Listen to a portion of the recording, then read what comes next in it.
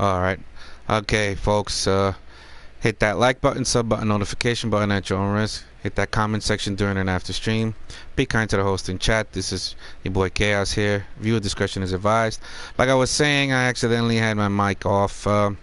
Starting to do the Discovery Tour channels. I will be getting into the Curse of the Pharaohs DLC pretty soon. I want to finish this off first. Get that out the way. I have maxed out my character so you can see. I have massive gear, tons and tons of gear. I have pretty much all the outfits. I just finished the Anubis challenge. Not the hard one at 48, but I'm gonna do that pretty soon when I get up there, at least to 50, 55. Alright, so here we go. Oh, they maxed out the levels too. I gotta level all this stuff up now. This is gonna be great. Grinding again, and in Assassin's Creed, I don't mind. I don't mind the grind. So I'm going to the menu, and I'm going to start the Discovery Tour. At least get one or two of these things done.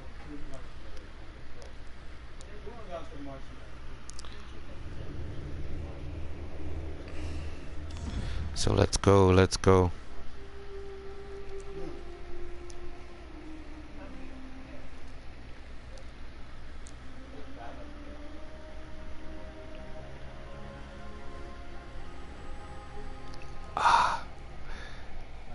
Back is killing me.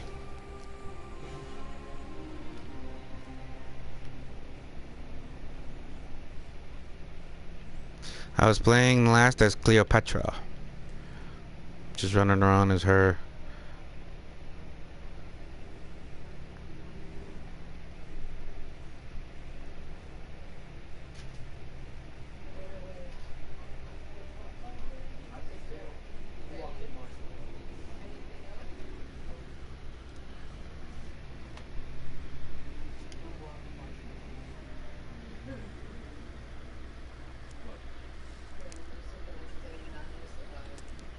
Alright. Where am I at? I left off there on that. Right. I'm gonna do this tomb.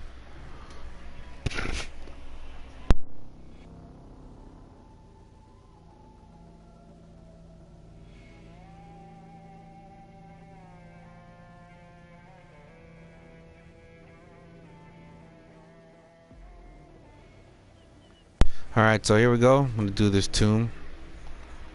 4 stations. Start the tour. Welcome to Wine in Ancient Egypt. Ooh, wine.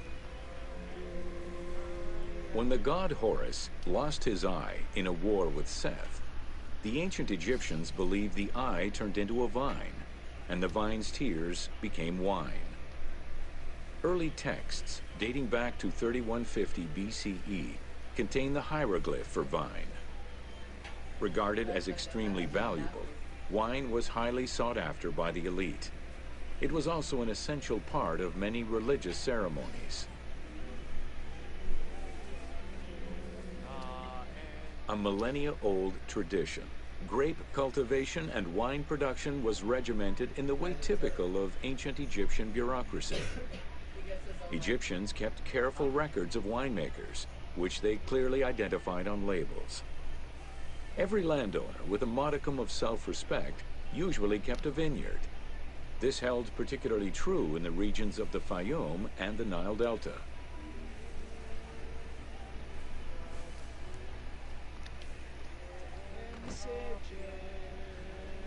Let's see Cleopatra picking wine. Cleopatra, she's picking his armpit. Is picking his armpit. Anyway. That's great. Love it. Let's get Cleopatra. Where she needs to go. Documentation shows that only certain craftsfolk were allowed to provide the containers required to store and transport wine. That and rigorous quality control checks established for every step of wine production shows that ancient Egyptians knew that the quality and longevity of wine could easily be affected by any number of variables, which they paid careful attention to. Yeah, it was sought after by the elite, so definitely gonna do that. Egyptians had different kinds of wines, most of which ranged in quality from good to very good. The sweet shadé, to which honey had been added. The soft nejem, obtained by drying the grapes in the sun. The ma, reserved for religious ceremonies. And finally there was the peor, the mediocre-rated wine, resulting from the second pressing of grapes and reserved for a less discerning palate. Alright, that's that tour done. Let's see. Pretty much. Alright, let me get this done here.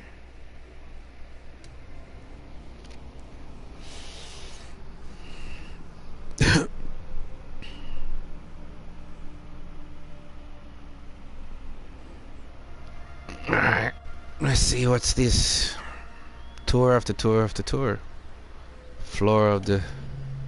Welcome to Flora of Ancient Egypt. The climate and unique geography of the Nile Delta offered a wide variety of plant species. Many of these plants served Wow, as this stuff sustenance is for great. ancient Egyptians and as crops for trade. The Nile's consistent seasons allowed Egypt to sustain itself for centuries.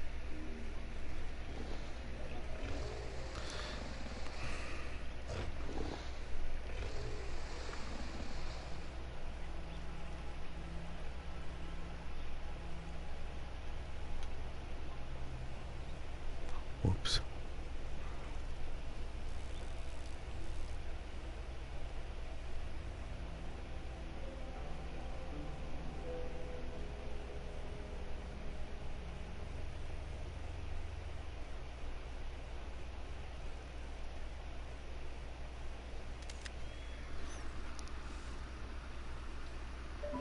Cleopatra walking with the Crocs.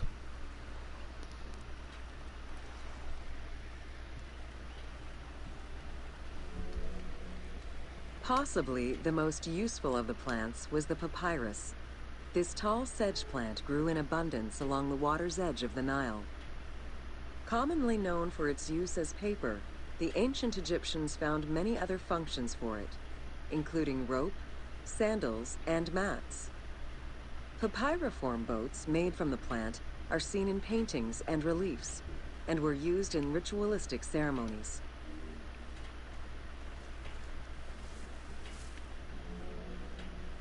There were many types of trees along the River Nile, such as the date palm, carob, and tamarisk. The earliest fruit tree cultivated was the fig tree, followed by apple, pomegranate, and eventually olive trees during the era of the New Kingdom. Mango cultivation was the result of a late import from Asia during the Middle Ages.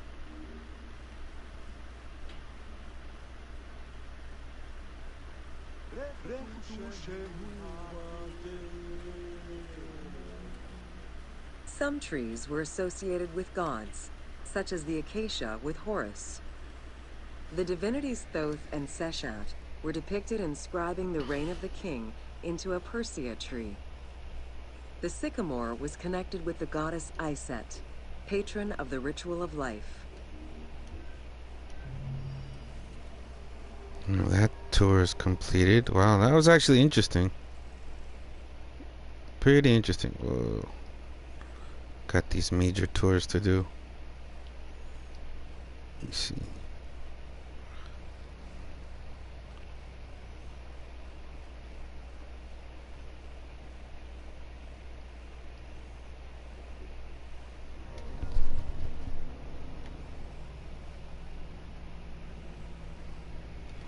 It's getting hot.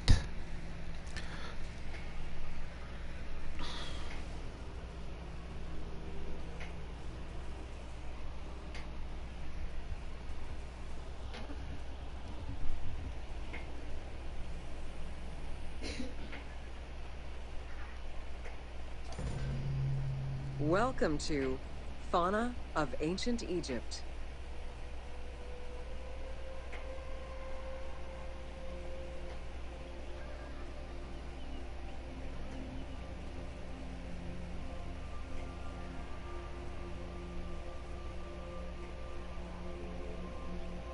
Both domesticated and wild animals were features in ancient Egyptian bas-reliefs as early as the First Dynasty.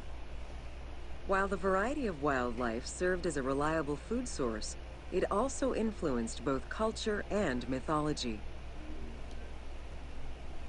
Pretty cool.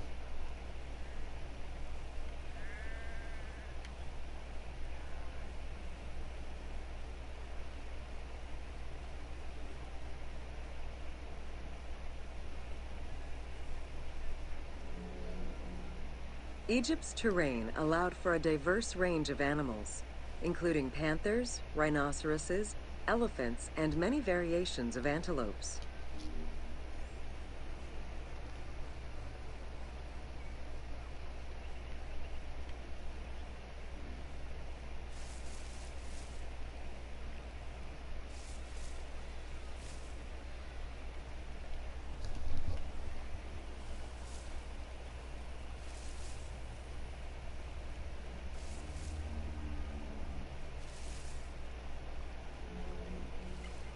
The Nile was home to many species of fish, along with hippopotami and crocodiles.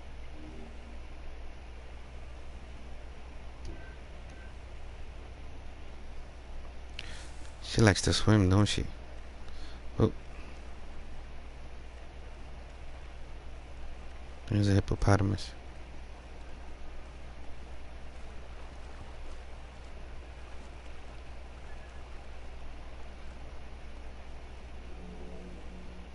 The wide variety of birds that populated the riverbanks, from raptors and waterfowl to songbirds, were all cataloged within Egyptian hieroglyphic signs.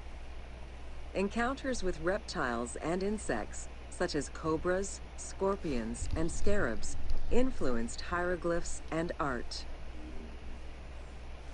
Pretty nice.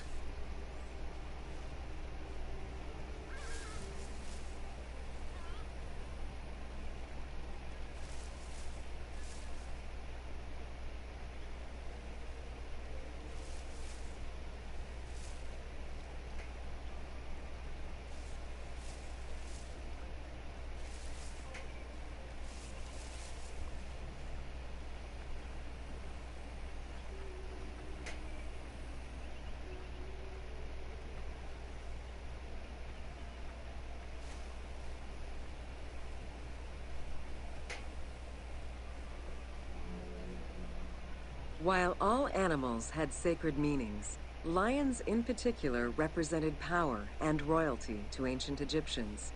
They were so prized by pharaohs that they were hunted to extinction within Egypt. That sucks. Didn't know that.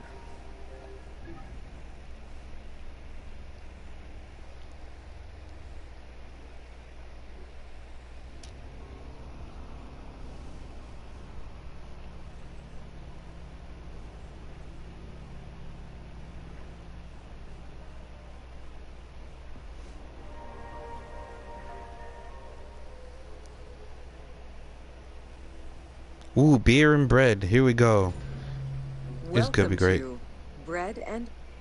While Beer. the Mesopotamians invented beer, including using a straw to avoid the sediments and herbs, ancient Egyptians perfected the brewing method. Egyptian beer's quality was determined by alcohol strength, color, and flavor. During the Pharaonic era, beer was the most commonly used and important alcoholic beverage. The state and temples used it, along with bread, as payment to workers, and it was included on the lists of food offerings to the gods and the deceased.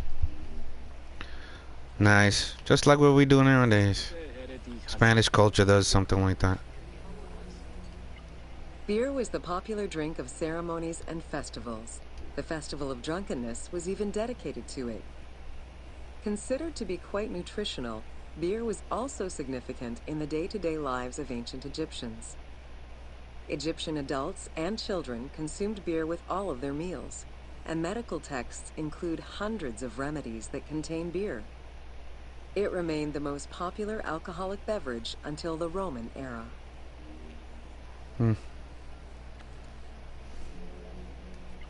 Recipes for beer varied over time, and depended on the quality of the materials.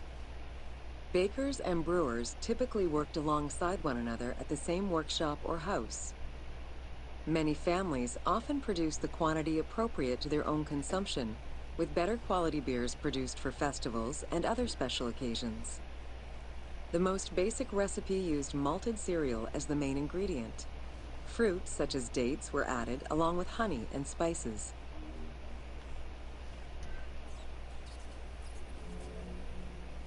Once baked, bread would be crumbled into the brew to start the fermentation process. Adding grain enzymes would break down the starches, turning them into sugar and creating a thick mash.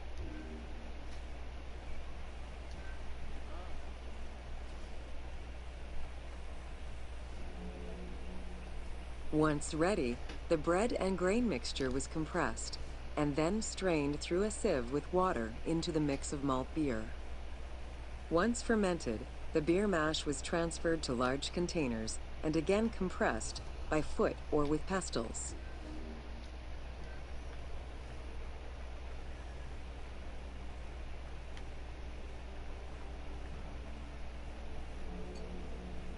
Once smooth, the beer was stored in pottery jars and sealed with a clay stopper. It probably couldn't be kept for long and likely had a thick, pasty appearance and texture. Very little was wasted.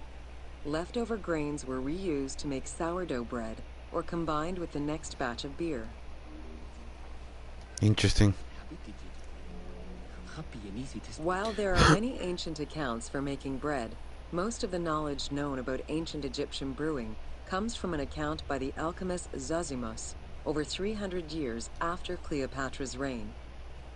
More recently, Dr. Delwyn Samuel, an archaeobotanist, has proposed alternate antique techniques to brew beer. However, experts are unable to replicate an authentic beer since not all of the techniques and ingredients used by ancient Egyptians are known yet.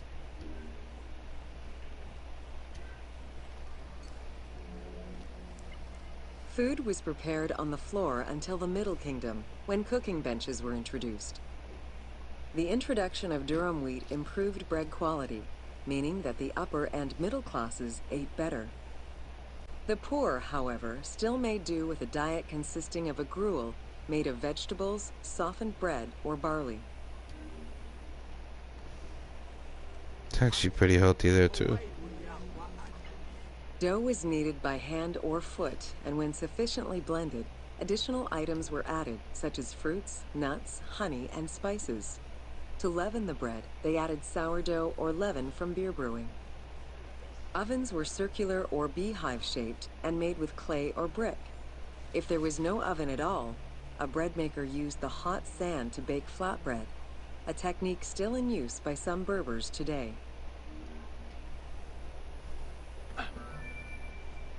Ancient Egyptians always had to fight off the omnipresent sand particles that were blown towards them. Despite their best efforts, sand regularly made its way into their food.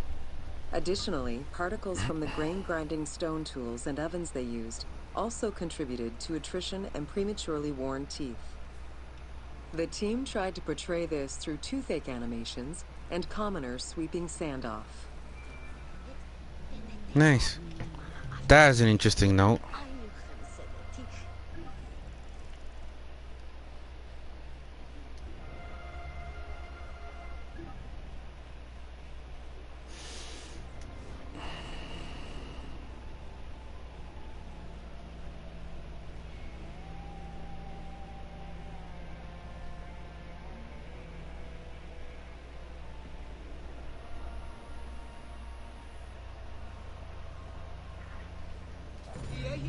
Welcome to the Egyptian household.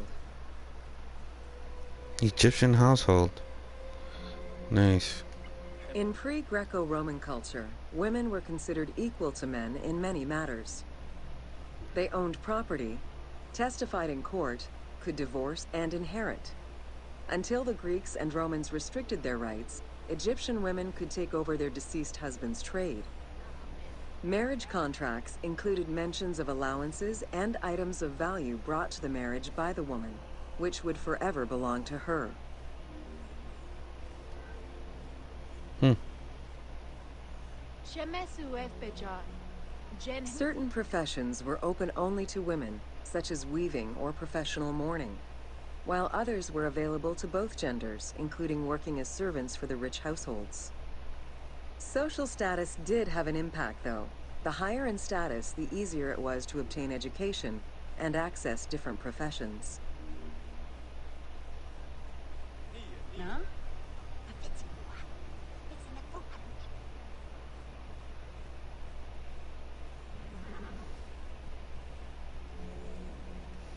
Homes were generally composed of 3 rooms. First, there was the entrance, furnished with a small bench of brick, probably intended for a statue and protective divinity. Then there was the ceremonial room, meant to receive guests. The last room was either a bedroom or kitchen. Furniture consisted of basic chairs, chests, and storage. Tables were not used for family dinners. Instead, each individual had a small table of their own. Interesting. So that table really doesn't exist. Marriages were a social contract rather than a religious construct. Family was vitally important to ancient Egyptians, and children were considered a blessing from the gods. The father, mother, and their children were the nucleus of the family, and cohabitation sometimes extended to mothers-in-law, sisters, aunts, and sisters-in-law.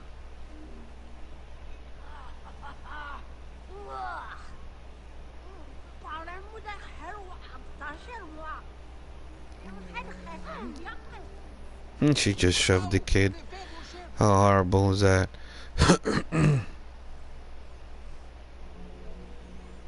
Status and wealth played a large role in the style and size of ancient Egyptian homes. Commoners' houses were built with sun-baked mud bricks. Wealthier homes were often painted in white and decorated with various motifs.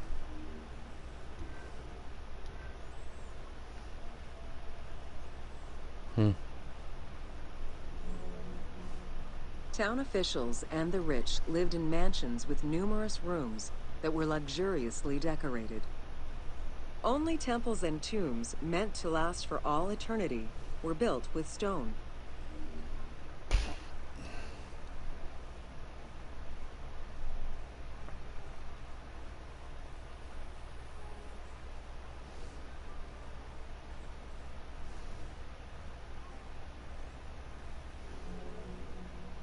Funeral stone inscriptions focused on the main member of a household. Encircling this person would then be a spouse, parents, and children, possibly even siblings. These stones were so structured because there were no surnames in ancient Egyptian culture. Parents and children were a sort of family tree, which allowed for the identification of the deceased.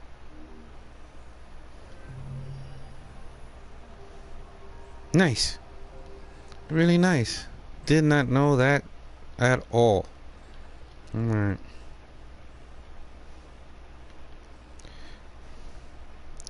Alright. Let's get to the nitty gritty. The pyramids. The pyramids. Whoa, this is a lot. Well, here we go. I gotta get through these.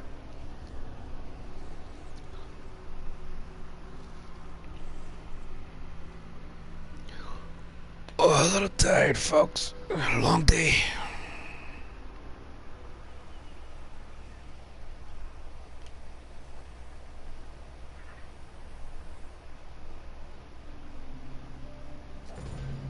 Welcome to Khufu's funerary complex. The Valley Temple was the first architectural component encountered when one entered the funerary complex. It was considered the official entrance of the tomb and mixed the structural components of both a temple and a portico. Khufu's Valley Temple shows evidence of a basalt pavement, letting us know where the portico portion of the structure was located. Such a partition is believed to symbolize both the subterranean and solar aspects of the afterlife.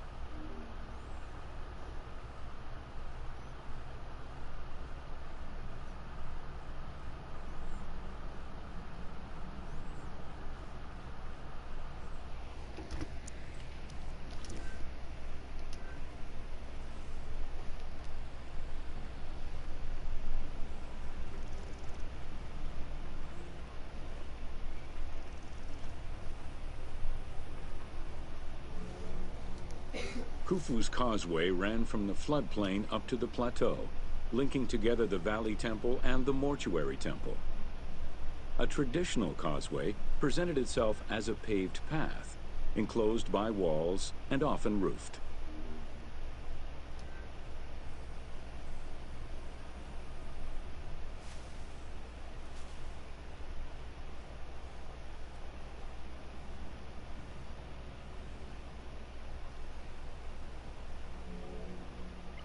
Fragments discovered by archaeologists indicate that the walls in Khufu's causeway, one of the longest known to us, were decorated with carvings and possibly paint. Depictions show a great variety of themes: stars on the ceiling, accompanied by scenes of battles on the walls. Other engravings depicted the creation of the complex by illustrating craftsmen at work.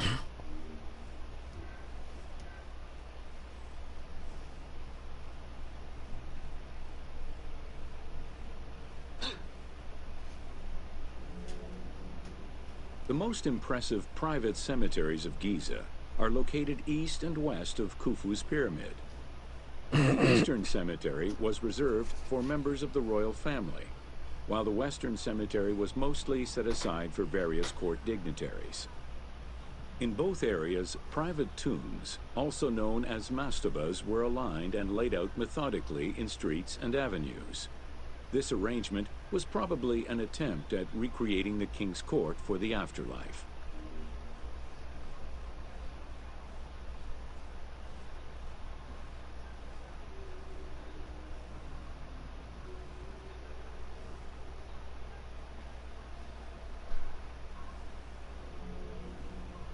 To the east of Khufu's pyramid reside three smaller constructions, the three Queen's Pyramids. A sloping passage led from the ground surface to a burial chamber, cut out of the bedrock and lined with masonry. If it seems quite certain that these monuments were intended for queen's burials, the identity of the original occupants is hard to assess.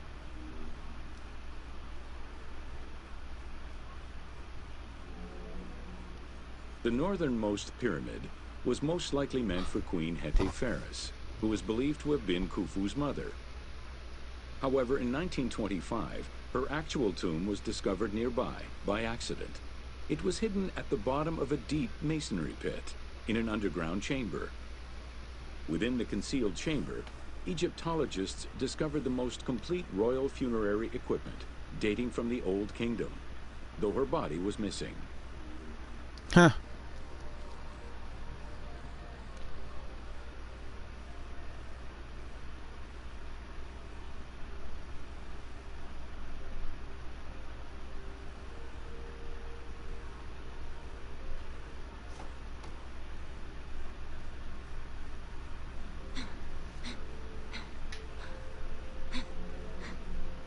Within the vicinity of Khufu's pyramid, Egyptologists have uncovered 7 boat pits. The exact function of such boat-shaped pits remains unconfirmed, though one can easily conjecture that it was symbolic in nature. The boat pits being located at the eastern side of the pyramid, at the precise spot where the resuscitated king was supposed to reappear, could constitute evidence to support such an assumption.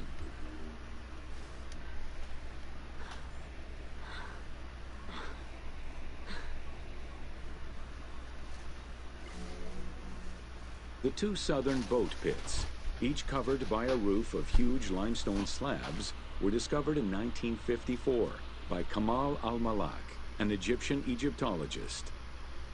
Only one of them had been opened. 1,224 boat parts made of cedar wood were retrieved one by one and patiently reassembled by the master restorer Ahmed Youssef. This process took 28 years. Youssef worked by following lines of mortise and tenon joints, and by stitching parts together with vegetable ropes, all in order to keep the design as authentic as possible. Wow, I didn't know that.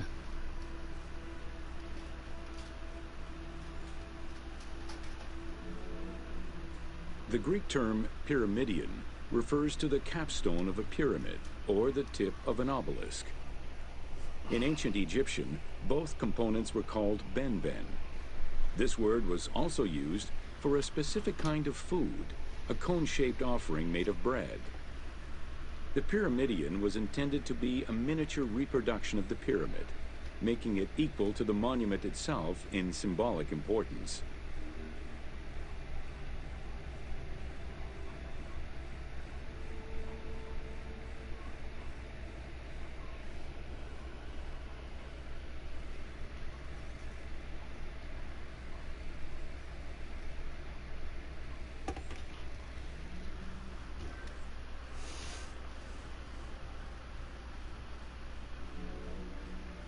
A few pyramidia have been retrieved from pyramidal complexes. The earliest, found in Dashur, is undoubtedly a good example of Old Kingdom's pyramidia. It is made of limestone and has no inscriptions. Some engraved pyramidia were recovered from private funerary chapels. Their inscriptions all related to the solar symbolism of the ben-ben. From the ben-ben?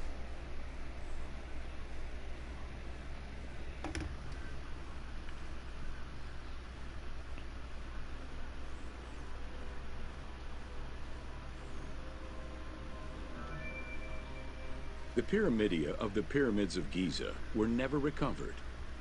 The reconstitution you see in the game is fictive, incorporating a golden pyramidion bearing inscriptions relevant to Khufu.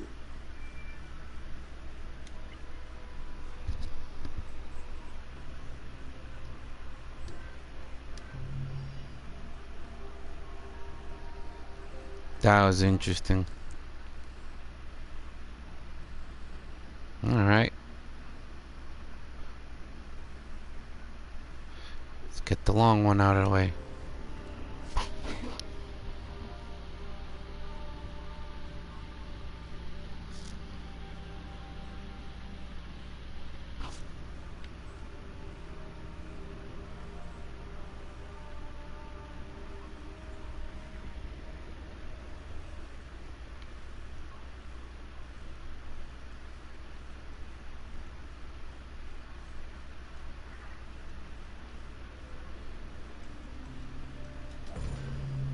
Welcome to the Great Pyramid of Giza, Upper Chambers. At the entrance of the ascending passage are 3 granite flagstones estimated to weigh up to 25 tons each. They were used to protect the Great Pyramid from thieves. Undaunted by the granite blocks, the thieves simply dug into the softer limestone around them, thus creating the robber's entrance.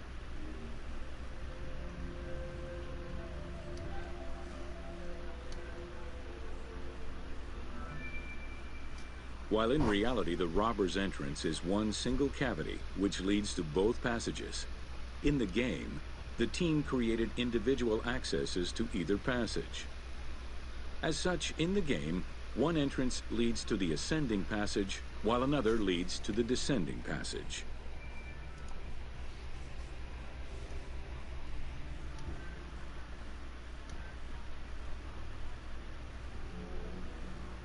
The ascending passageway of the Great Pyramid provides a direct path into the Grand Gallery and is accessed 30 meters from the entrance along the descending corridor.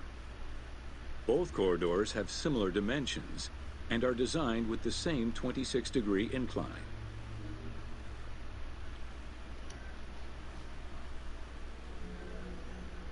The ascending corridor has smooth masonry on its walls, and the layout includes many trapezoidal stones. Both the floor and ceiling of the passageway indicate that the passage was enlarged, possibly during or after the funeral, to allow workers room to move granite blocks meant to plug the corridor.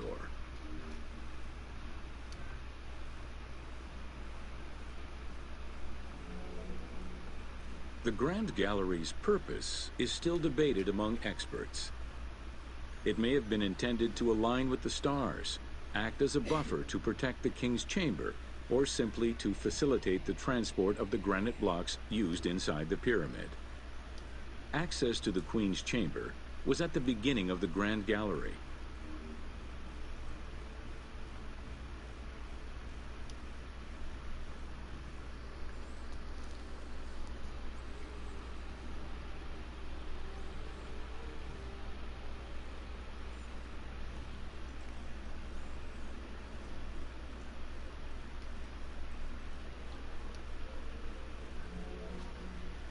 Though this room is referred to as the Queen's Chamber, it is believed that there was no queen buried here. Based on their knowledge of earlier pyramids, Egyptologists believe it was more likely intended as the king's serdab, a chamber meant to contain the Ka statue, which would in turn house the king's spirit.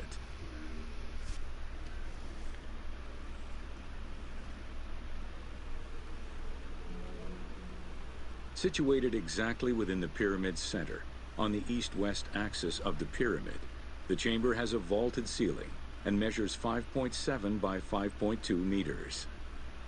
In the eastern wall, there is a niche tucked away in a small corbelled archway, which may have originally held the Ka statue. Behind this niche is another smaller hole, possibly dug out by thieves in search of further treasure.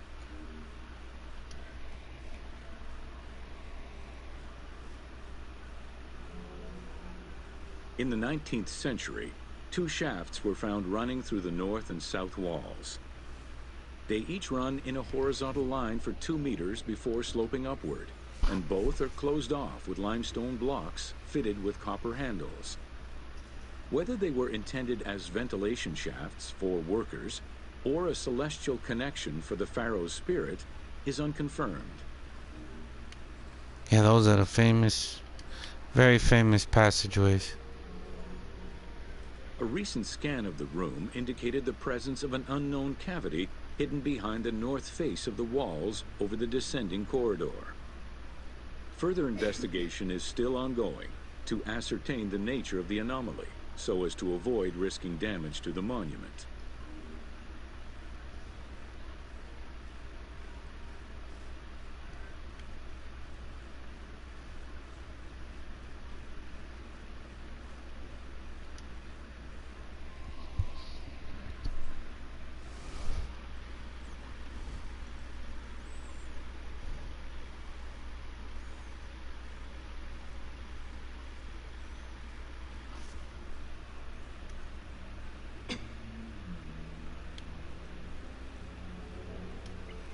Khufu's architects were possibly influenced by earlier rhomboidal pyramids when designing the gallery. It is the longest corbelled vault ever built, measuring 47 meters long and 8.6 meters high. The walls were made to taper inward, allowing for better distribution of weight. As a result, the ceiling measures just over 1 meter wide at its highest point.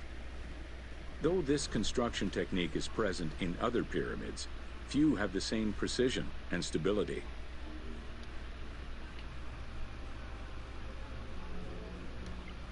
While the space is visually dramatic, the gallery seemed to serve a practical function, though what exactly remains uncertain. Still, the wall design was undoubtedly meant to contribute to the stability of the structure, and its floor may have helped workers move the materials. A channel runs along the middle of the room.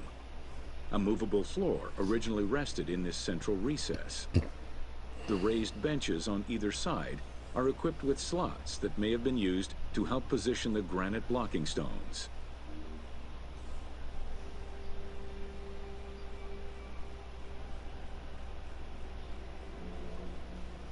At the end of the Grand Gallery is the entrance to the antechamber leading to the King's Chamber. Directly above, there is another narrower horizontal passage that connects to the top of the King's Chamber and allowed the workers access to the weight relief rooms.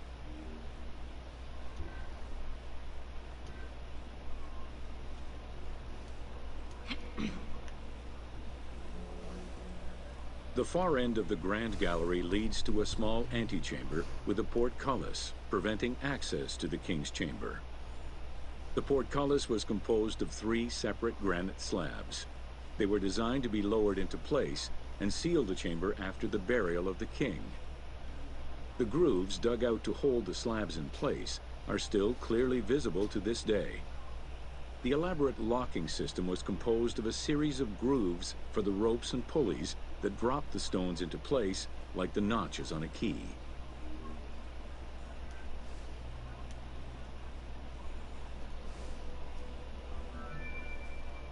For the purposes of the game, The team elected to remove the portcullis slabs in order to grant the player access to the King's Chamber.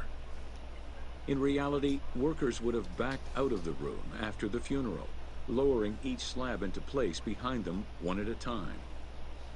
Each of the 3 stones were smashed by looters centuries later, and evidence of their break-in is still evident. The King's Chamber is built entirely out of red granite.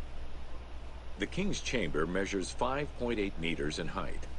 It has an imposing cover of 5 stacked levels above, with granite beams weighing 25 to 40 tons each. The uppermost level is surmounted by a vault of stones, arranged in chevrons to bear the enormous structural load.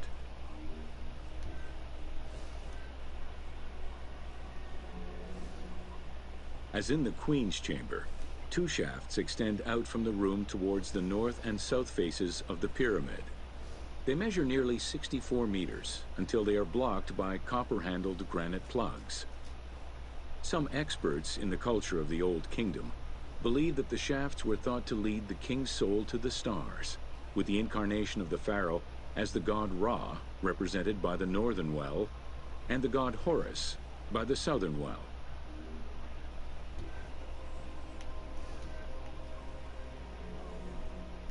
There is a granite sarcophagus at the west end of the room, but it is the concealed construction inscriptions left by workmen on the roof's stones which verify this as the resting place of Khufu. The sarcophagus was recorded as being empty when it was discovered, and its design indicates that there was once a lid in place. It's possible that this sarcophagus is only a cenotaph in memory of the pharaoh, but was never actually meant to receive the body.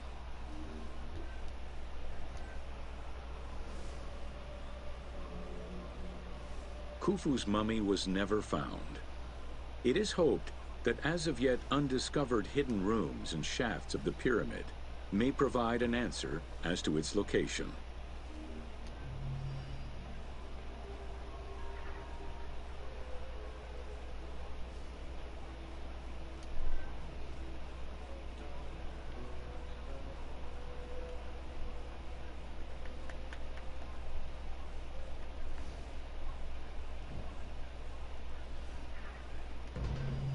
Welcome to Jean-Pierre Houdin's Theories.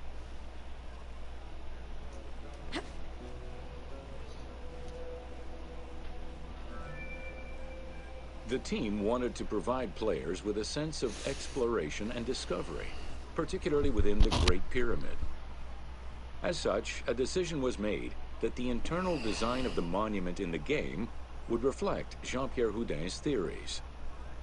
While the antechambers of the King's Tomb have yet to be discovered, Houdin posits that this is merely due to a unique design, placing the pharaoh's tomb at the center of the pyramid. The entire tour you are about to take was designed along Houdin's hypotheses. Oh, wow.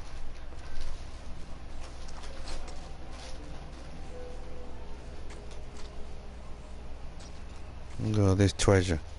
I'm a rich man. I'm a rich man. Or rich Cleopatra, anyway.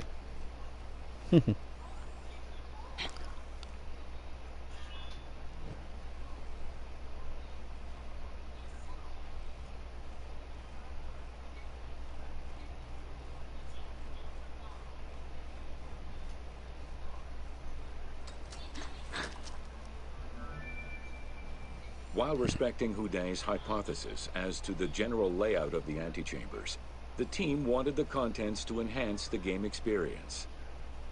In regular royal tombs, the antechambers were filled with all the material goods needed by the pharaoh in the afterlife. To support the feelings of discovery and awe, the art team created a unique and fantastical treasure in this second antechamber. In the game, I could pick that up. That little piece. Oh, means I missed something.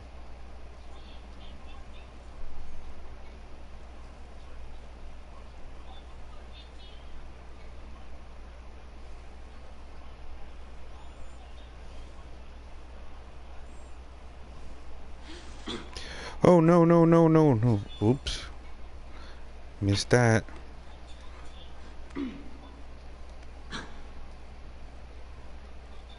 Great.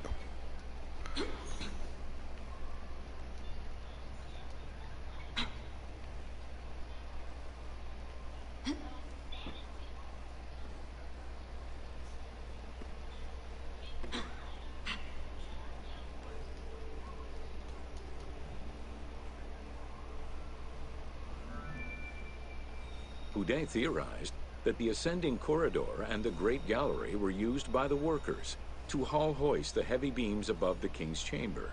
He called it the service circuit. The corridor you are in now was created by the team following Houdet's theory and is referred to as the Noble Circuit. It is through this corridor that the wooden sarcophagus containing the pharaoh's mummy would have been transported to its final resting chamber.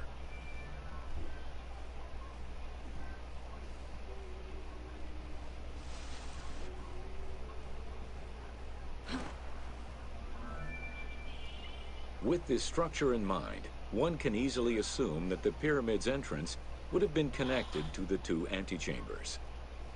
Modern research has revealed that a cavity might be located behind the north face chevrons of the pyramid.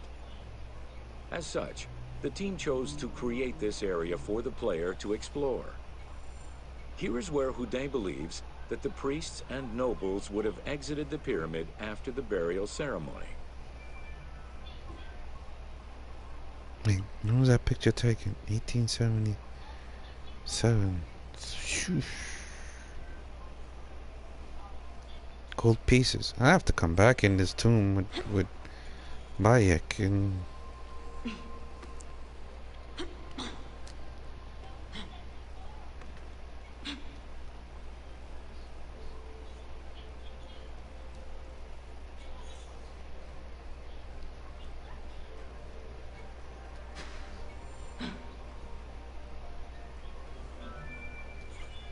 Many theories regarding the construction of the Great Pyramid rely on the usage of external ramps. However, Houdet believes an external ramp would have been too steep for the upper portion of the pyramid. This is why he posits that there were two ramps. An external ramp for about half of the height of the pyramid, which then became an internal ramp for the second half.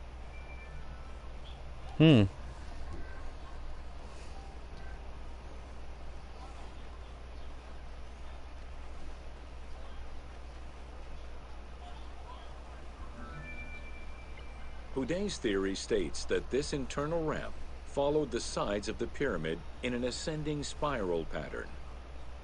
A notch discovered in the edge of the Great Pyramid, known as Bob's Room, seems to support this theory. Located at the corners of each edge of the pyramid, these large rooms would have allowed workers to turn the stone by 90 degrees, allowing them to continue the ascent. The team chose to create rooms such as this one, bringing Houdet's hypothesis to life.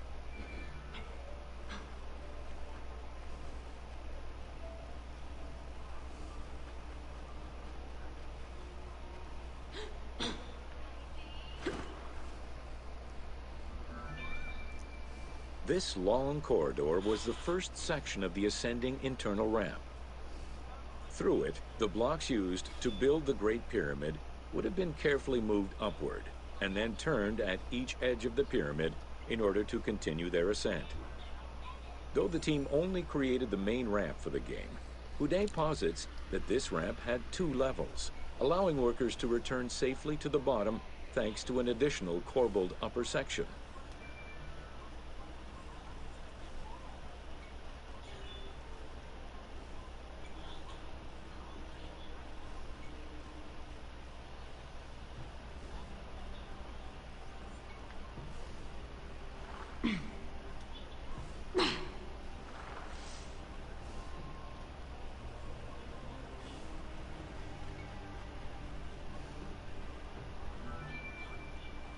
According to Houdet, the start of the inner ramp was located at the base of the southeastern face of the pyramid. This location would have been the junction point of the external and internal ramps. Below us, workers would have built the lower part of the pyramid with the external ramp before eventually switching to the internal ramp for the middle and upper sections of the pyramid. At that time in the process, they could have reused the material of the external ramp to fill the center of the pyramid, hauling the stones in through the internal ramp.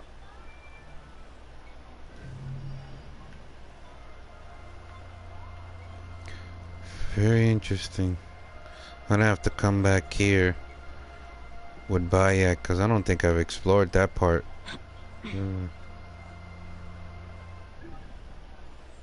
Surprisingly.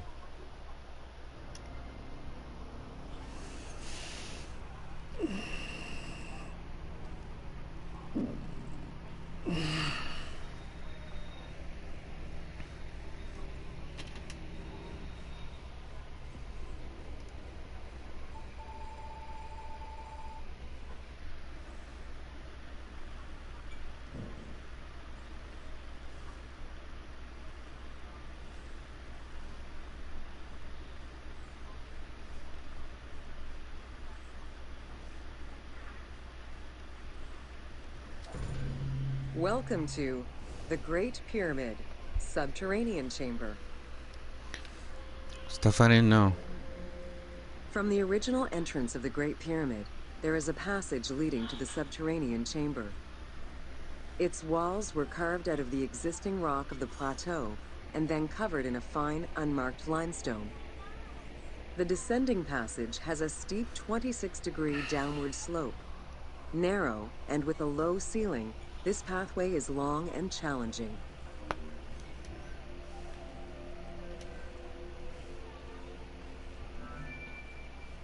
While the original passage was 145 meters long, the team reduced its length and made it both wider and higher. The main focus of the work in reproducing the location was centered upon preserving the unique claustrophobic environment of the Great Pyramid, while still allowing for a smooth game navigation.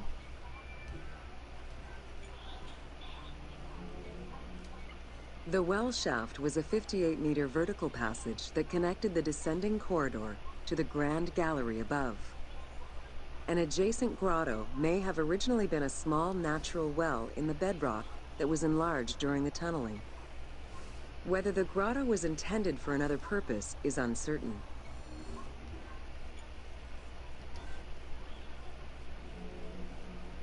There is much speculation over the purpose of the well shaft. One theory is that the channel was cut or enlarged to supply air to workers in the descending passage. Another is that it was meant to provide an exit route once the work was done in the heart of the pyramid. Without the well shaft, workers would have been trapped inside forever when the grand gallery was sealed. The opening at the bottom of the well shaft was most likely sealed by exiting workers to camouflage the passageway.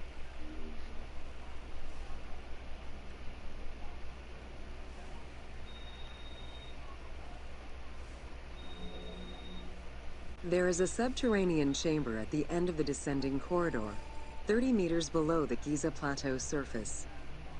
Dug directly into the bedrock, the space is wide with a ceiling 3 meters in height. Its floors and walls are rough and uneven, indicating that it was never completed. At the south end of the room, there is another narrow corridor, similar to the others, though it abruptly ends after roughly 20 meters. The chamber also contains an 11-meter pit near the east side. It's unclear what this may have been used for. In the game, this well leads to a fictive underground complex containing key game-related mysteries.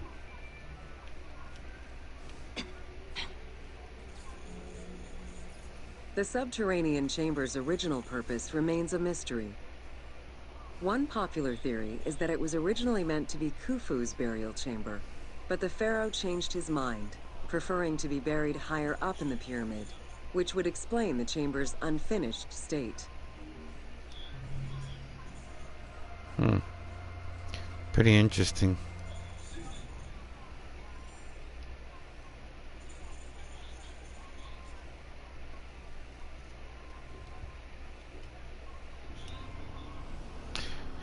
Secrets of the pyramids.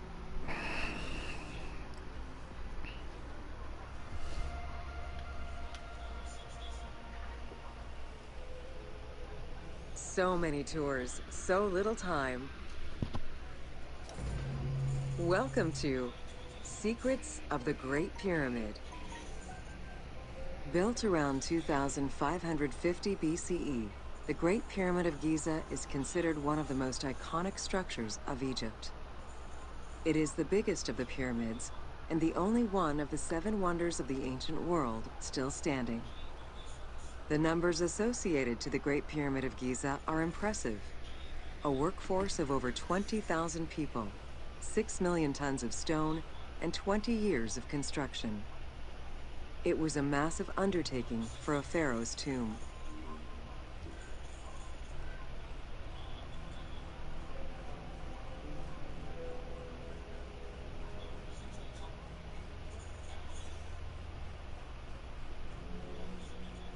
The construction of the Great Pyramid was also a display of power and opulence on the part of Khufu. It is part of the pharaoh's vast funerary complex, which also includes 2 temples, 3 satellite pyramids, a causeway, and a builder's necropolis. We can guess that the intent behind the construction of these monuments was Khufu's way of declaring himself one of the most powerful pharaohs to rule a unified Egypt.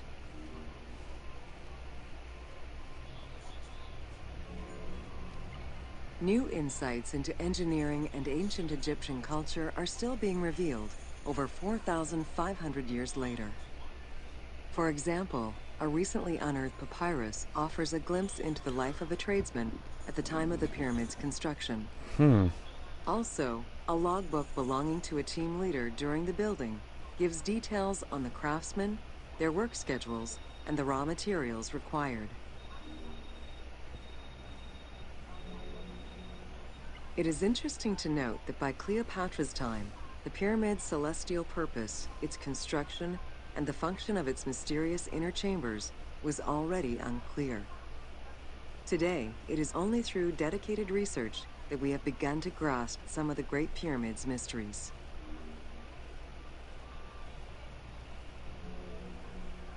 The Egyptians had polished their design for centuries by the time work on the Great Pyramid began. Intended as a tomb for Khufu, the Great Pyramid's structural design has been considered to be nearly perfect by engineers and historians ever since.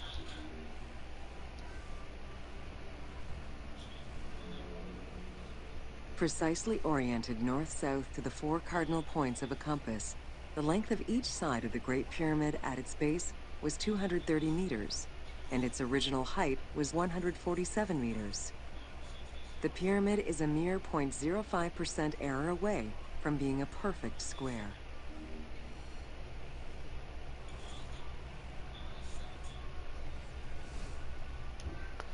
Surprising, interesting. In order to achieve the shape of a true pyramid, the design required many considerations in the planning phases, as well as precision during execution. It was especially critical that they control the angle of inclination on all sides at every stage of construction.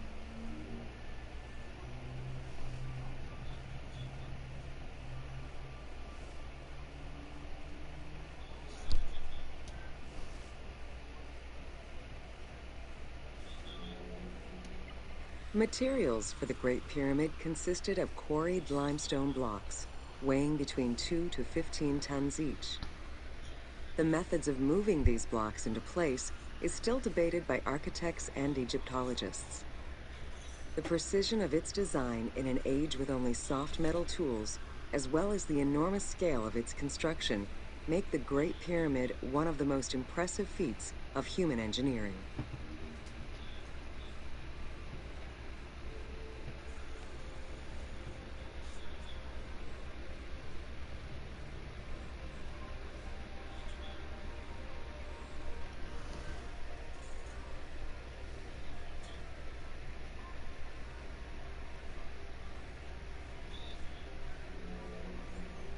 It's estimated that it took between 600,000 and 2 million blocks of stone to build the Great Pyramid. Experts calculate it would have required men to move 12 blocks every hour around the clock for 20 years to place the 2.3 million stones the monument is made of.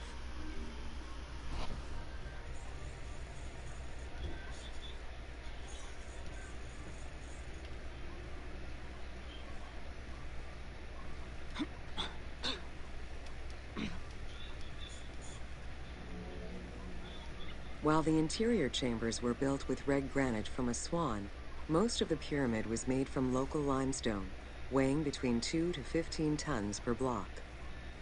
There is debate on how the pyramid stones were moved into place. Recent research is exploring the idea that it was built around a large interior ramp.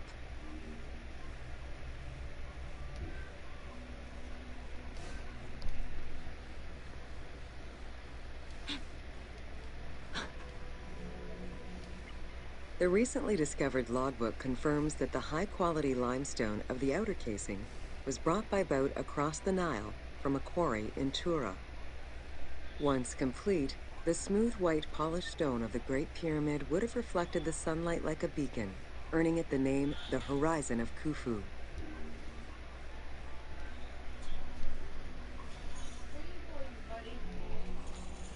Over the centuries, thieves and travelers attempted to access the Great Pyramid numerous times. Ancient writings describe details of its interior, proof that some made their way within, though who gained entrance first and when is unknown.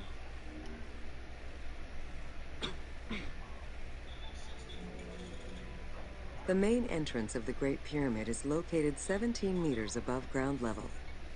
It faces north, likely in order to align with the North Star. Though the entrance passageway had been discovered in antiquity, any further access into the Great Pyramid was stopped by massive vertical slabs of rock. As such, present-day visitors to the pyramid must use the robber's entrance.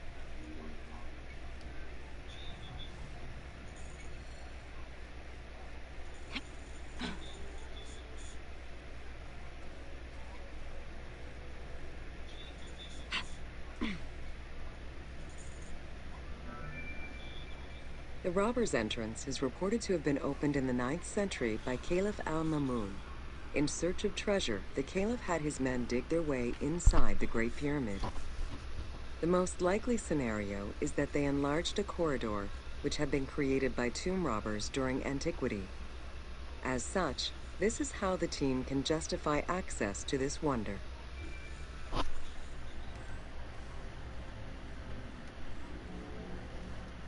Attempts to gain entry to the Great Pyramid and uncover its potential secrets continued throughout the centuries.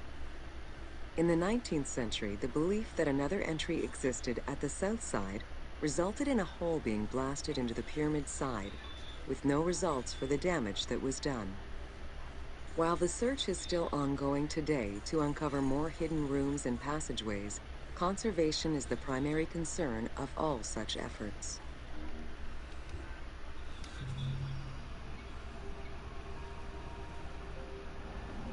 Oh, made it go dark. Oopsie.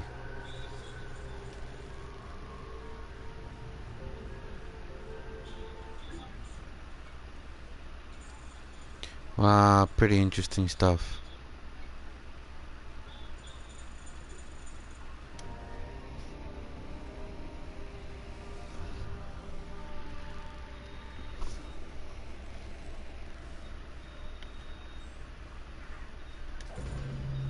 Welcome to The Origin of the Pyramid.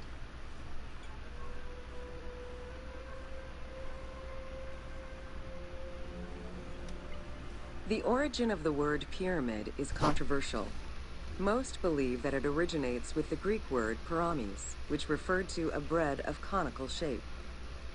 Life and death in ancient Egypt were modeled on the cycle of the sun. The perfect shape of the smooth-faced pyramid became associated with the metaphor of the pharaoh transformed into one of the sun's rays in death. Pyramids represented the Benben, the primordial mound of the Heliopolitan creation myth. These stories permeated every aspect of Egyptian life to a greater or lesser extent.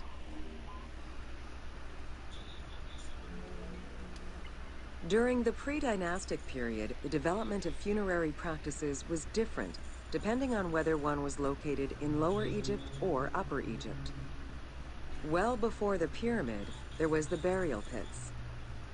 It is on the site of Merimde Beni Salameh in Lower Egypt that we find the oldest funerary site, dating back to 5000 BCE. Study of the tombs revealed that the bodies of the deceased were deposited in a shallow grave, in a fetal position. Though a few objects were recovered from these graves, they offered no insight as to the social class of those interred within.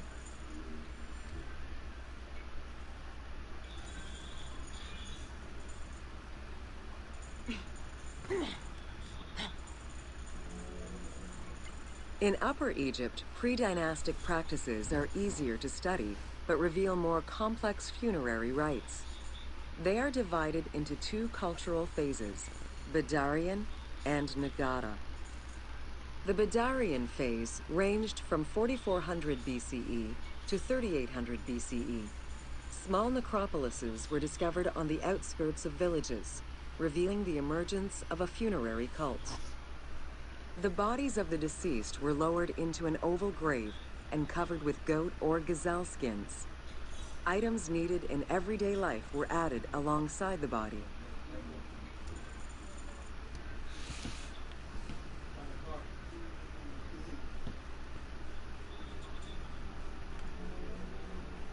During the three Nagata periods ranging from 4000 BCE to 3510 BCE, funerary practices evolved in complexity.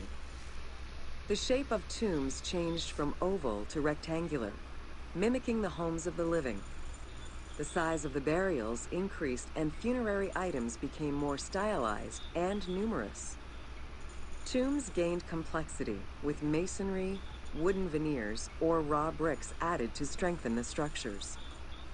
In time, socially stratified necropolises emerged. For example, in Hyrcanopolis, the elite and commoners had separate necropolises. The term mastaba, meaning massive bench in dialectal Arabic, refers to a form of funerary architecture that was present in Egypt from the Archaic period to the Middle Kingdom. An evolution of the burial pit, mastabas were generally composed of two parts. A structure was built above the ground in the form of a massive rectangle with stepped walls, and a subterranean burial chamber was located underneath. Smaller mastabas often surrounded the much larger tomb of the king. These generally held the remains of the king's relatives and courtiers.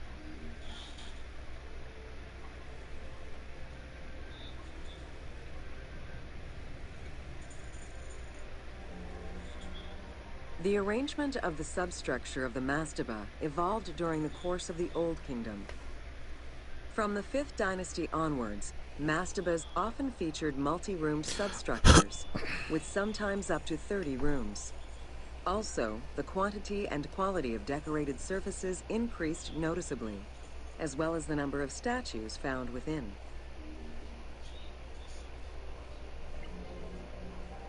The 6th dynasty would see art used to its utmost. The entire surface of a mastaba would be covered in scenes of daily life, illustrating the prosperity of those lucky enough to comfortably spend eternity near the pyramid of a pharaoh. The best example of this type of mastaba is the tomb of Mereruka in Saqqara.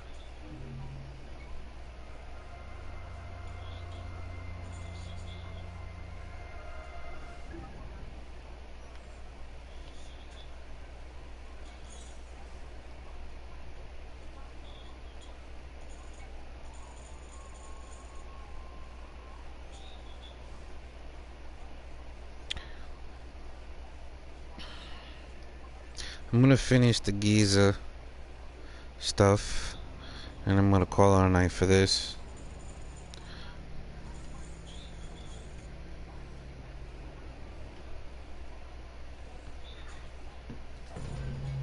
Welcome to Menkaura's funerary complex.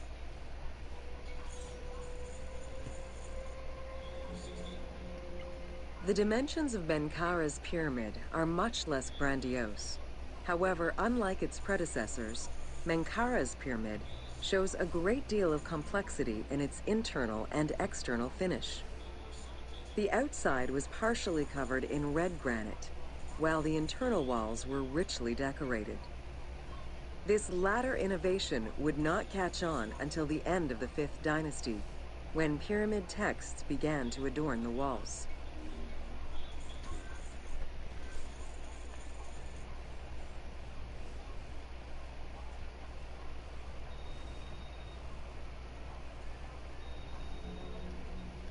Menkaura's pyramid contains two sloping passages, both located in the northern side of the structure.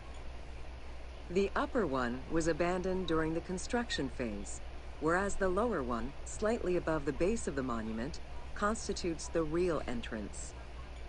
The lower passage leads to a first room, which, for the first time since the reign of Djoser, is decorated with engraved false doors.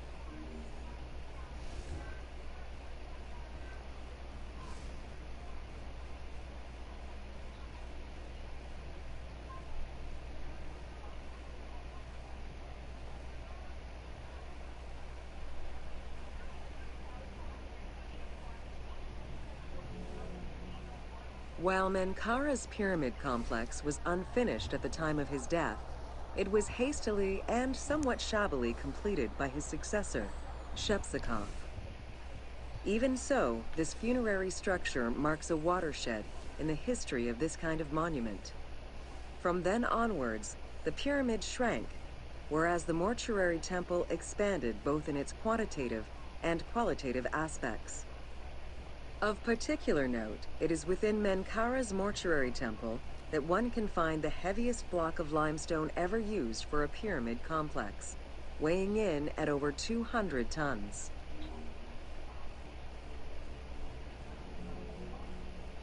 Menkaura's causeway was completed in mud brick by the king's successor, whereas the lower part was nothing more than a simple ramp. As for the Valley Temple, it was built in two phases.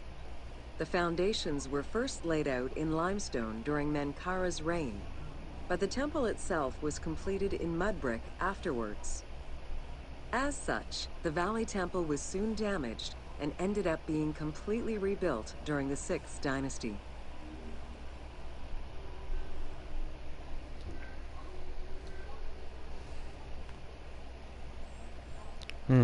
Pretty interesting stuff.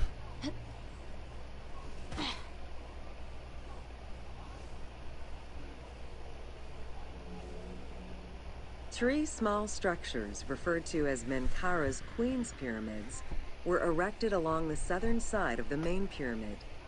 One of them was a smooth-faced pyramid, while the other two were more basic step pyramids. It is difficult to assess whether the latter were designed as such or were left unfinished with no casing to smooth out their surfaces.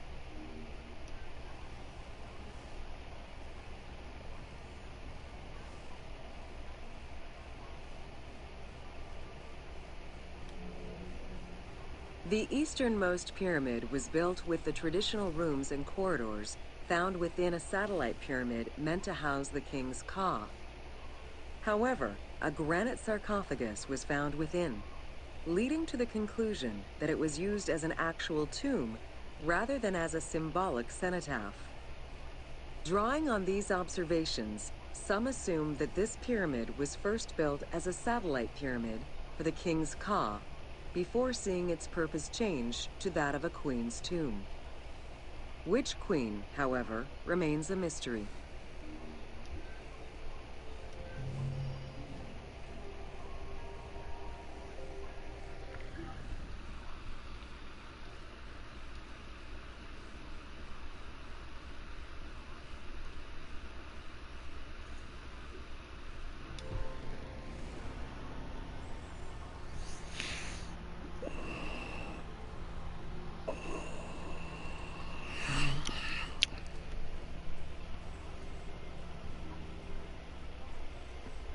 Let's see where I'm at with these tours.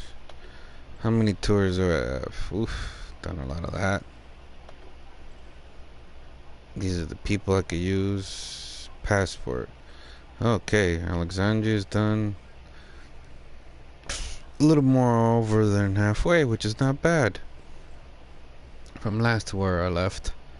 Should probably finish this tomorrow. Definitely. Early in the morning with another stream, and then on to the Pharaoh's Curse DLC. Can't wait. Three things are necessary when exploring Egypt: water, a good camera, and an omnipresent voice coming from nowhere. Ooh, the riddles of the Sphinx. Here we go. This is gonna be Welcome interesting. to the riddles of the... A sphinx was originally meant to be a personification of the king. The human head, wearing pharaonic regalia, was fused with the body of a lion, thus sharing the qualities the powerful animal possessed, namely its power, the swiftness of its attack, and its majestic authority. By these very virtues, it was also considered a symbol of protection. Unsurprisingly, statues of sphinxes could be found along the dromas, protectors of the path taken by the gods to reach the temples. Over the centuries, enthusiasts and historians alike have wondered, who built the Sphinx? For what purpose? And who does it represent? These questions remain unanswered. Several theories do exist, however, some more credible than others. One theory supposes that Jedefre chose to pay homage to his father Khufu by building the Great Sphinx of Giza. The stone temple on the eastern face of the Sphinx would have been added later on by his brother and successor, Khafre, in order to strengthen the divine worship of their father. It would be the first Egyptian temple oriented with the sun.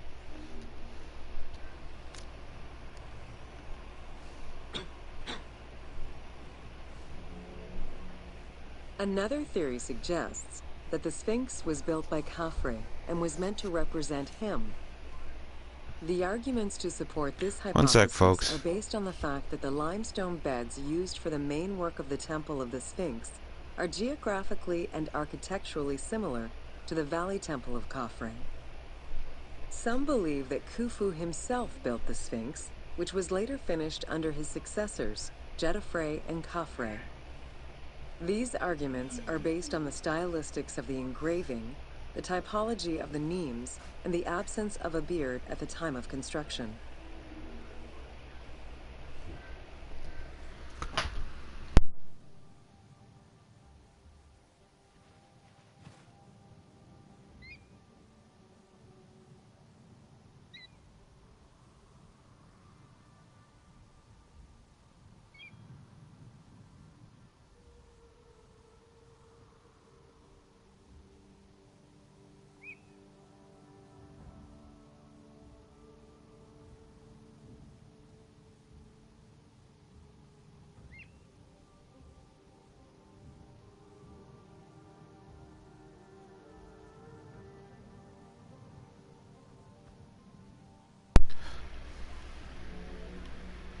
While ancient Egypt as a whole leaves a rather monochrome vision of its monuments and statuary, it is vital to understand that in ancient times, absolutely everything was painted. The sun, eating away at the pigments of the colors, the sand, the climate, and the implacable impact of time, unfortunately destroyed the glorious colors of the Sphinx of Giza. Documents from an Arab Egyptologist of the 12th century, Abd al-Latif al-Baghdadi, indicate that traces of red were still visible in his time. Today, however, the only color that remains are traces of red close to the ears of the Sphinx, as well as hints of blue and yellow on the nemes, traditional colors for that type of headdress. The pigments for the color red were man-made, obtained by mixing different products such as clay, quartz sand, and very finely crushed hematite.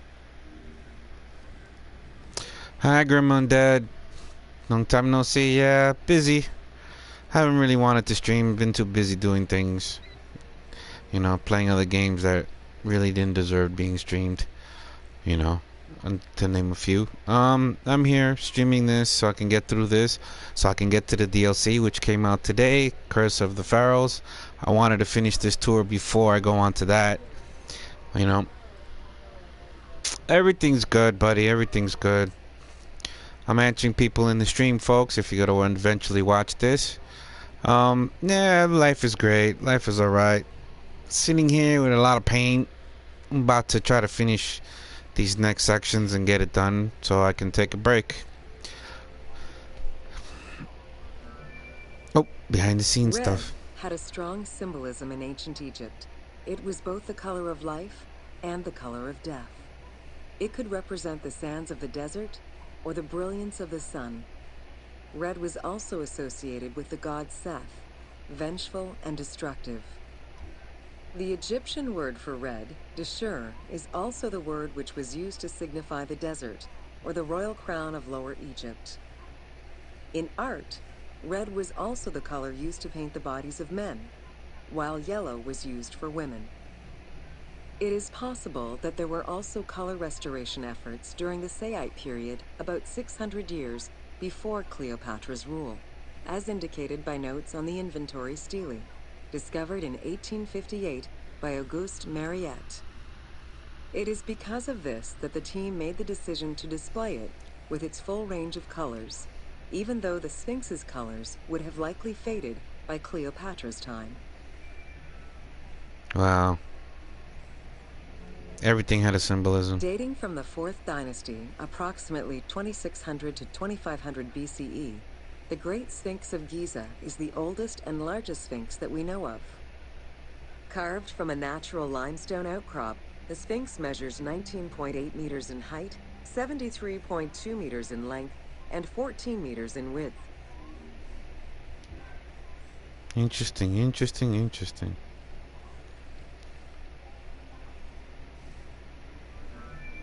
Oh. In order to bring polish to the imposing monument, several blocks of limestone were added after the initial construction phase. Since then, there have been numerous attempts at preservation. The polish present in the game integrates some aspects of modern restoration attempts. The team made this choice to present a more iconic version of the Sphinx of Giza to the player. Today, the Sphinx is called the Terrifying One. This appellation is translated from its Arabic name, Abu al-Hal, which in turn was derived from Baluba in Coptic. Yeah, I kind of liked it. This is why I'm doing this whole stream, because it's like most people just dismiss a lot of the work that some people have done to create some of these games, and Assassin's Creed did a really good day. Yeah, thanks. Did a really good job of incorporating true history into this game. I mean, Assassin's Creed is not just a game. There was history behind it. I mean, this stuff exists. You know? The Sphinx as a whole was carved in situ from a natural stone promontory. Its head was built in a limestone peak of the Mukattam Plate, and the body was sculpted in the underlying rock layer where it is located. The degradation of the Sphinx is due in particular to wind erosion and the different quality of limestone used in its construction. The level of sodium contained in the groundwater which abuts the stone is also a contributing factor.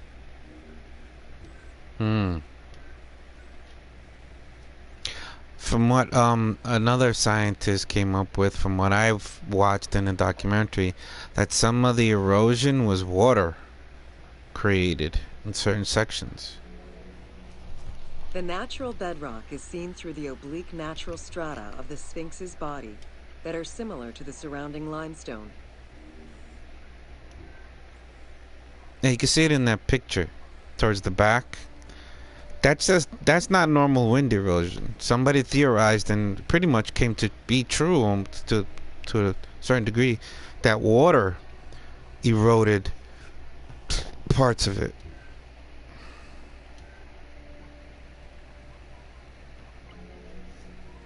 Since antiquity, people have always believed there was a hidden tomb deep within the Sphinx. It is thought that attempts to plunder the Sphinx began as far back as the First Intermediate period.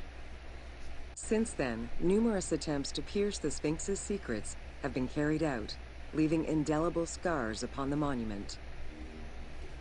That sucks. But it's true. People thought, there's always something. Whee! Cleopatra. 12 meters long and cut during pharaonic times, another entrance in the back of the Sphinx aroused curiosity. Although Thutmose IV attempted to seal it off, it was possibly reopened by treasure hunters. It was rediscovered by Howard Vyse and mapped more recently by Mark Lehner. This entrance at the back of the Sphinx leads to different cavities of a few meters each, in directions going inside the statue's body and under the surface. The team has used this opportunity to extrapolate a little more. Yeah, the people created this. They gave us a little bit more of a fun tomb to search for. It was cool. It's a cool idea. While there have been no major discoveries pertaining to the Sphinx of Giza in recent years, theories and hypotheses continue to emerge. Without validation provided by archaeological sources, however, they remain unsubstantiated.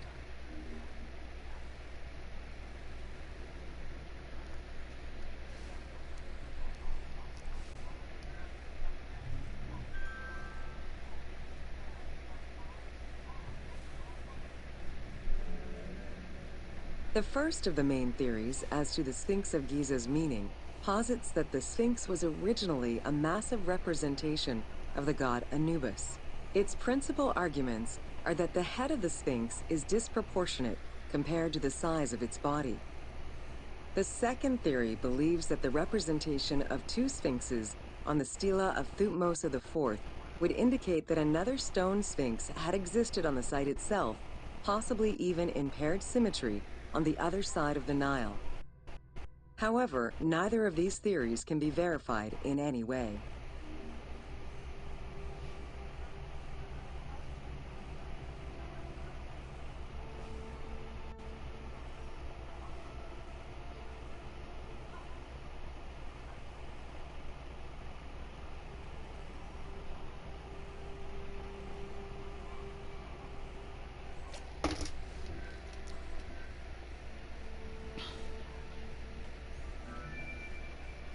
Several scientific projects using new technologies have been put in place in the past decades.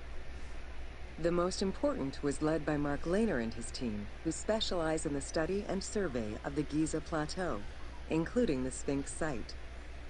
The mapping made it possible to see the materials used to construct the Sphinx, analyze the different layers of erosion, and figure out the most fragile areas to protect.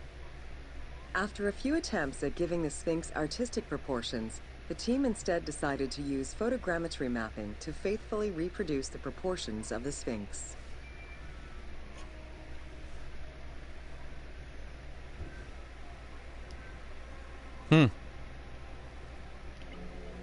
Ooh. What the Sphinx of Giza represented during its construction and how the Sphinx was perceived by the Egyptians of the New Kingdom are two very different matters. Originally a representation of the king imbued with the power of the lion, the Sphinx was eventually viewed as a direct representation of the Most Divine.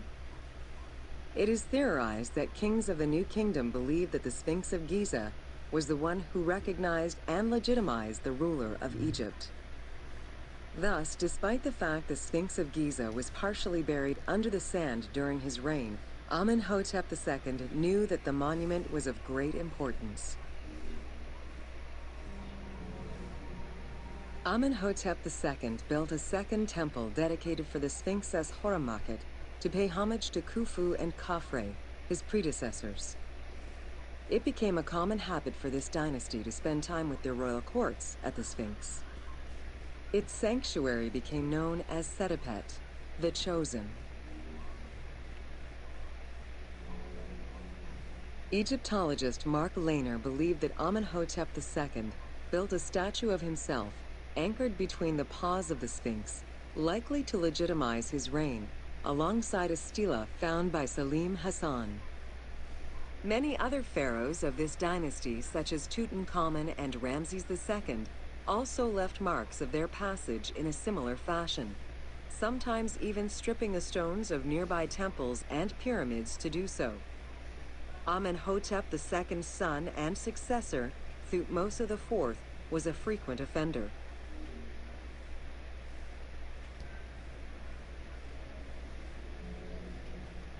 While sleeping between the Sphinx's paws, the future Thutmose IV saw in a dream the god Horamakhet proclaiming his coming accession on the throne of the two lands. This was, of course, on the condition that he remove all of the sand covering the Sphinx, which stood guard as the personification of the god, and should thus never be engulfed by the sands of the desert. Did not know that. The 15-ton dream stela built by Thutmose IV to commemorate his dream was discovered by an Italian Egyptologist, Giovanni Battista Caviglia, in 1818, when he undertook the task of freeing the Sphinx from the sand, which had, yet again, covered it. Caviglia was looking for an entrance into the structure of the Sphinx, but instead he discovered an open-air chapel and stelas between the paws. Ashes from a ceremony were still present. Protected by sand, they quite possibly were from the last ceremonies in Roman times. Did not know that.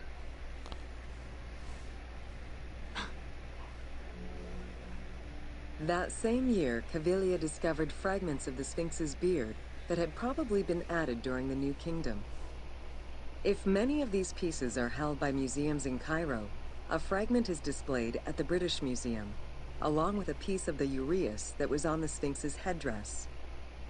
It is believed this fragment of beard was possibly kept in place thanks to the statue of Amenhotep II, which was supposed to be located under the head of the Sphinx.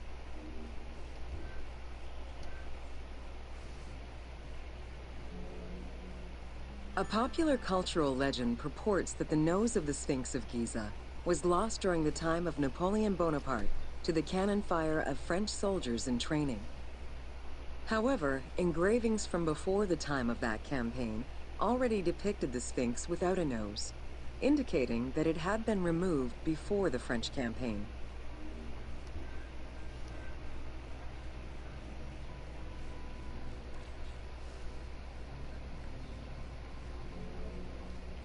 The most plausible hypothesis is based on the research of the German historian Ulrich Harman.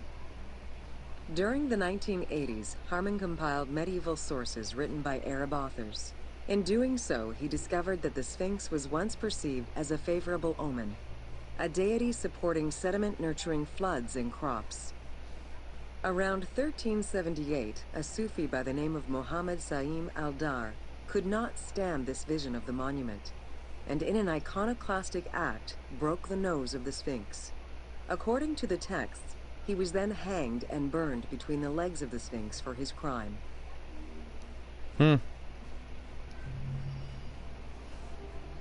Wow. Very interesting. Okay. Let's do this one. And then that last one, and I'm calling it a night. Come back to finish the rest next stream.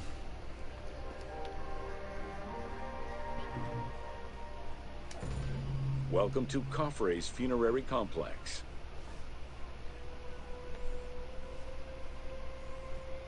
What's with these idiots? Since the very beginning of the 4th dynasty, mortuary temples were built adjacent to pyramids on the eastern side. Such a location, facing the rising sun, as well as the world of the living as a whole, held an important symbolic meaning, for it was within the mortuary temple that kings were revived through daily rituals.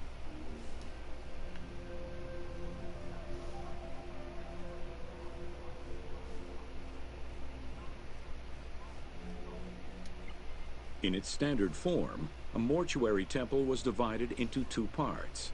A front area which consisted of a vestibule and a courtyard, and an area in the back, where all sacred elements were located. The back of the temple incorporated several essential features, including an inner sanctuary with a false door, which allowed the soul of the pharaoh to travel between the world of the dead and the world of the living.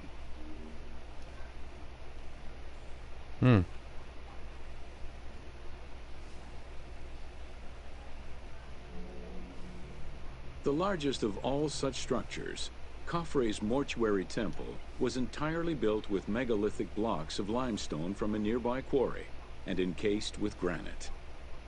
Parts of Khafre's mortuary temple, particularly the courtyard walls, are thought to have been decorated with splendid reliefs. However, not a single image of the king has been discovered inside the mortuary temple.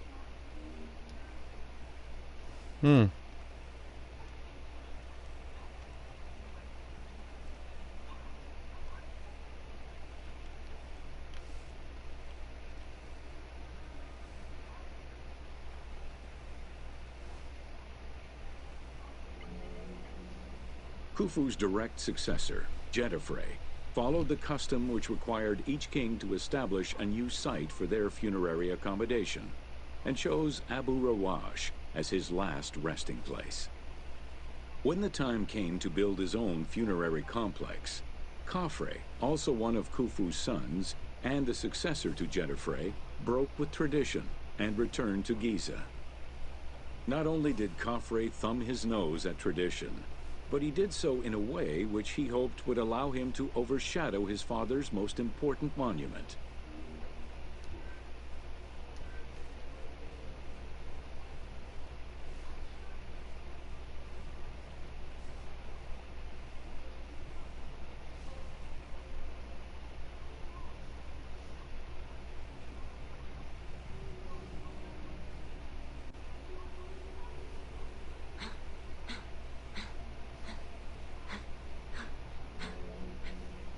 Though Khafre's pyramid is smaller than Khufu's, it was cunningly built on a more elevated bedrock layer than the Great Pyramid, making it appear higher than any other pyramid at Giza. Today, Khafre's pyramid is the only one among the three at Giza that still has the upper part of its limestone casing.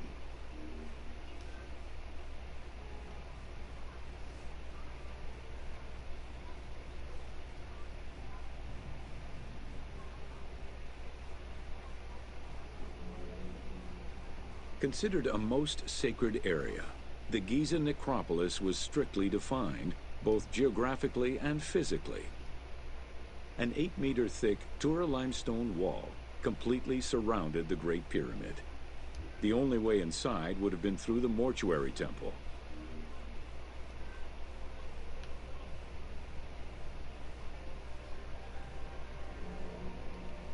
From the reign of Sneferu and onwards, the subsidiary pyramid became a common feature within the pyramidal complex.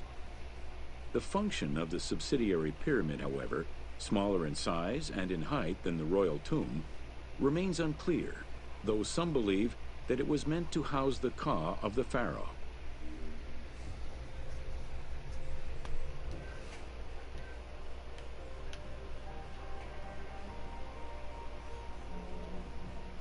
In mainstream media, the ka is often defined as the soul of the deceased. The truth is a bit more complicated. Within the ancient Egyptian funerary belief system, the ka was a component of a living person, which separated itself from the body at the time of death. It represented the deceased's vital essence. In order for the deceased to ascend to a new life, whether in this world or the next, the ka had to be embodied in a statue, and its existence maintained through offerings and rituals.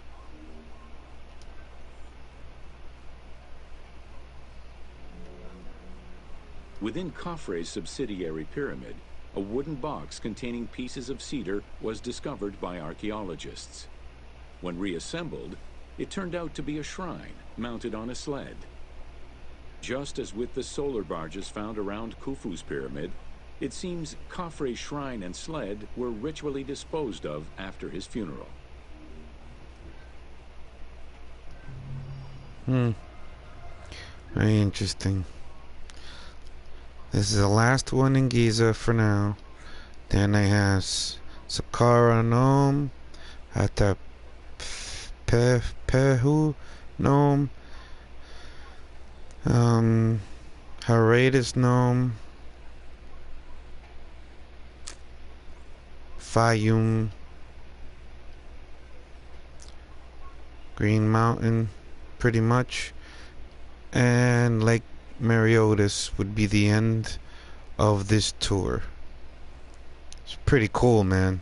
Pretty cool stuff. This is really good. This is, you know, what they should do in games like of this type with historical value. Like, say if one of them shooter games, you know, World War II or something like that, World War I, any of those, you know, games of that type that had history, might as well do some history with it like this. It'll be great. Welcome to an overview of the Giza necropolis. No, it was a little backwards. Didn't do it in order, but here you go. The Giza Plateau is located on the west bank of the Nile and was considered by ancient Egyptians as the domain of the dead. The pyramidal complexes found there were built over the span of 3 generations, during the reign of Khufu, Khafre, and Menkaura.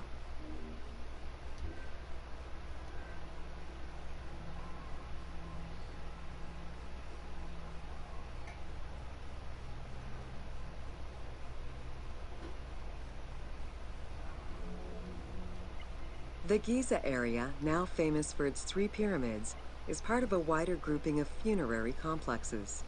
Rulers from this period generally elected to be buried in the area. The focal point of the entire region was the city of Memphis, chosen as the capital of Egypt at the beginning of the Old Kingdom.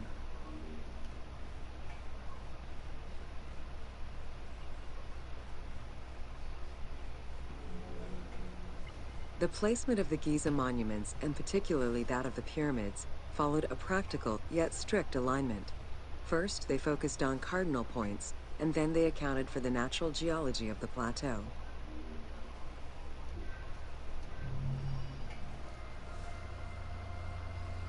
As per the tour, I thank and appreciate everybody who watched and hit the like button. This was very informative and very interesting to this tour. Now, I've pretty much gotten as far as I'm going to go for today. As you can see, I've done a good majority of this tour. Alexandria being the most. I still have a few other sections of this map to go to, but they did a wonderful job of trying to reconstruct stuff and adding their own little twist to the way things go. It's pretty interesting. Let me see.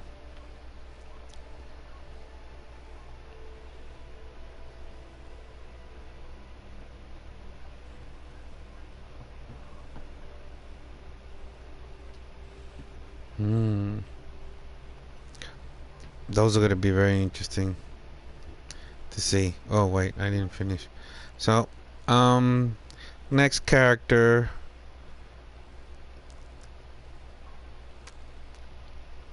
would be fun to see. If you have any suggestions, send me a like or give me a comment on what character you want to see next Tick the Tour. That'll be an interesting twist. So far it's been Cleopatra. This is her kingdom at that point where we're taking this whole story and where we're at. You have all kinds. You got the Bayek of Siwa, Aya of Alexandria, Julius Caesar, of course Cleopatra, William Miles, part of the game, Ptolemy, Bayek's son,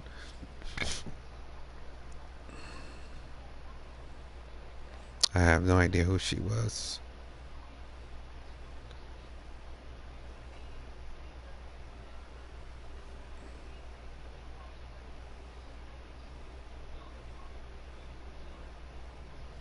You have a choice.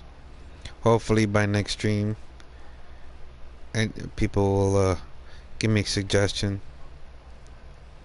Who should I choose next? And I am pretty much done. Pyramids are almost done. Egypt's done. Day life is going to be the most, but that's pretty easily done. So I've gotten pretty far so far. This is where the timeline is that they're trying to choose from in the game and the history. Controls are pretty simple to maneuver.